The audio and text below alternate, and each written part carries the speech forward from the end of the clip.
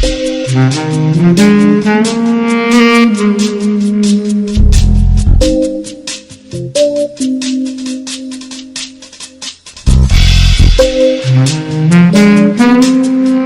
promulgation of the Interstate Succession Law (PNDC Law 111) in June 1985 was greeted with joy by the women of Ghana. The National Council on Women and Development organized women to march through the principal streets of Accra to demonstrate their appreciation to the government of the day for providing relief to widows and children who had been denied properties belonging to their husbands or fathers by extended families. The memorandum to the law states that its promulgation was aimed at removing anomalies in the existing law relating to interstate succession, recognized the growing importance of the nuclear family as against the extended family. Before the PNDC Law 111, there were existing rules that govern our inheritance system. And these depended on the type of marriage, one's religious background, and the systems that applied. For instance, if you were married under the marriage ordinance, that is CAP 127, your inheritance system differs. And there were anomalies and discrimination against how what a widow inherits or what a widower inherits. Then also, if you marry under the customary law, again the rules differ. If you married under the Mohammedan marriage ordinance, that is CAP 129, there was a requirement that the marriage had to be registered. And again, a number of Muslim women were not even aware of the registration requirements. So this necessitated the need to have a unified system of inheritance, which will also remove discriminatory practices. One day, my father came to see me in the house, and he said, I've been reading that you are doing some work with women and wanting to bring in new laws and so on. There's one thing that I think that if you do and do right and do it properly, it will help all Ghanaian women, and it will also improve on the quality of life for those who lose their husbands or lose their wives. So I asked him what it was, and he said it's the law of inheritance, and that invariably when a man dies, his children are thrown out of the house, and the wife, of course, and that then creates serious problems. So if we can have a law that can protect women and children in this respect, it will help to augment that situation. So I bounced it off Mr. Chachuchikata, and Mr. Chachuchikata told me the best person to go and see would be Mrs. Anijage, Justice Anijage. So we went to see he booked an appointment. We went to see Mrs. Anijage. Mrs. Anijage then said, my goodness, this is the best thing you can do for me before I die. But along the line, she said, it's going to be difficult to pass this law unless we make it a law that protects women and men. So the interstate law should be a law that actually protects widows and widowers. Because there are some men who also suffer, because as soon as the wives die, they are also thrown out of their homes. She said this is not very common, but it does happen. So let's look at both sides of the coin and take it from that angle. And that's why it's interstate succession law and not interstate succession law to protect women. The Interstate Succession Law, PNDC Law 111, was a groundbreaking piece of legislation. It was radical, it was revolutionary, because it went against the grain, it went against the customary law grain, we all knew that under the matrilineal inheritance system, it was nephews, nieces, and aunties who benefited. So if your husband died, it was the matrilineal line, especially within the Akan system.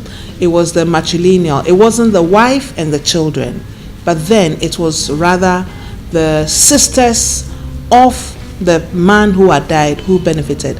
And there were several stories of wives and children who had been left destitute.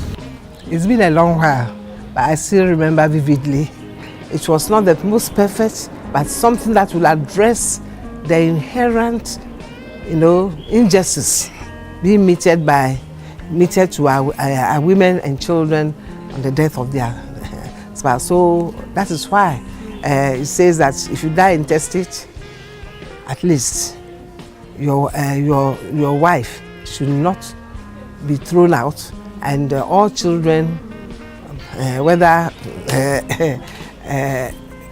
children that were legally with you or out of wedlock, should all be catered for. As society became more modernized, and as husband and his wife and children became a closer economic unit, sometimes living apart from the traditional setting, there was a closer bond between them, and therefore became increasingly obvious that the old system would not hold, particularly where a wife had contributed substantially to the husband's welfare and wealth.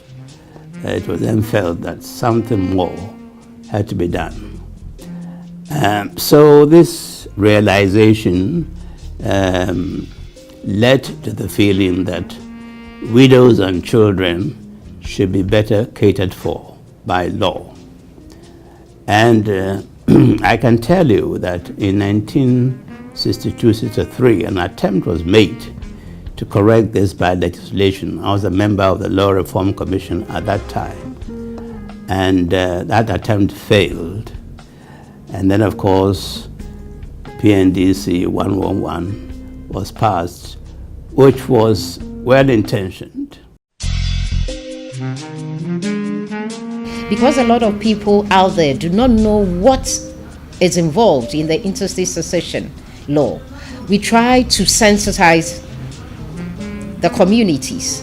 We've trained paralegals who, when cases of that sort come, when it got to do with interstate, they try as much as possible to educate. And then we also have one role that we play at our office, where when somebody comes and then informs us that the family member has died interstate without leaving a will, we try as much as possible to invite the family, especially if there's lots of controversies at hand, where there are loggerheads as to how the person's property will be shared. And then we try to send a letter, bring all families together, explain into details what the interstate succession law is. And the legal aid officers at FIDA try as much as possible to distribute the property according to the fractional proportions that has been given to us. Majority of Ghanaian women in the rural areas are still ignorant of their rights under the law. But what was the positive aspect of the PNDC Law 111? The positive aspect of the law was that we had inheritance rights of the existing or the surviving spouse and the children of the deceased person being legally recognized and enforceable by a court of law. So after PNDC Law 111 in 1985, we actually had cases being adjudicated in courts based on PNDC Law 111. A groundbreaking, revolutionary and radical law which made a marked departure from our customary law of patrilineal and matrilineal inheritance. However, it came with its own challenges. It was a good law. However, with implementation, a lot of challenges were identified. And I think this has also necessitated a review of the existing law? Unfortunately, there were many flaws in that PNDC 111. One of them was a failure to study the social system before promulgating the law, a failure to consult widely on the meaning of family, who should probably benefit. And the emphasis was on wife and children. But if you are talking of gender, there's also the mother. The mother may have contributed, sacrificed a lot to the upbringing of the deceased. Another major problem of this law and any subsequent law is that if the marriage, the succession system is built or based on long established traditions or religion, it is difficult to change this by statute. One major gap was application of the law as far as Muslim marriages and Muslim relationships. So those who are Muslims in Ghana, the big question is to what extent was PNDC Law 111 applied to distribute property? Because under the Holy Quran, there is a way that property is distributed. So PNDC Law 111 came into direct conflict. The International Federation of Women Lawyers FIDA Ghana, in collaboration with the Frederick Ebert Foundation, conducted an extensive research throughout the 10 regions of Ghana in 1996 to evaluate the performance of PNDC Law 111. There were a lot of gaps in the PNDC Law 111, and it was held all over the African continent because it was the premier and it was a novelty. But increasingly, we realized that a lot of West African countries have passed laws that had gone beyond that. So we started sending concept notes and documents and everything to the Attorney General's department. So we started this journey from 2009, and we've been doing a lot of lobbying with Parliament. We've been campaigning. We've trained Parliament. We've done with especially the committee, that's the Constitutional, Legal and Parliamentary Committee in Parliament, and then the Gender and Children Committee in Parliament. We've had numerous meetings with them. But as it is, every 4 years, because of the change of government, new people come on board, so we continue to train and all that. The new bill introduces new phenomena like polygamous relationships. That there's provision for the wife, there's provision for the children, there's provision. There are new terminologies now for what is contribution. The percentages that were, it used to be some percentages, ratios, but now they are doing it percentages. So it's a little bit more easier to implement than the law as it is now, PNDC Law 111. So government, in seeking to strengthen and further protect inheritance rights of Ghanaians, have come up with the Interstate Succession Bill. It is presently being considered in Parliament. We are hoping that before the end of the year, this bill will be adopted and promulgated and approved and passed by Parliament. We are having some challenges with passing it because it's another bold attempt by the country to resolve challenges in succession. And since we are a multi-sectorial, multi-religious society, people are having difficulty in accepting the bold proposals. And so anytime we try to move amendments to the proposal that has been brought, it's led to heated debates. And so there have been delay since 2013 to pass this legislation. What I have directed, and the chairman of the committee is taking up, is that we should do all we can to pass the Interstate Succession Law, the property rights of spouses, and also the right to information bills. These are of serious priority to Parliament now, and we hope that in the next meeting of the House and before the elections, we will be passing some of these legislation. So this year, I think it's a cutoff period.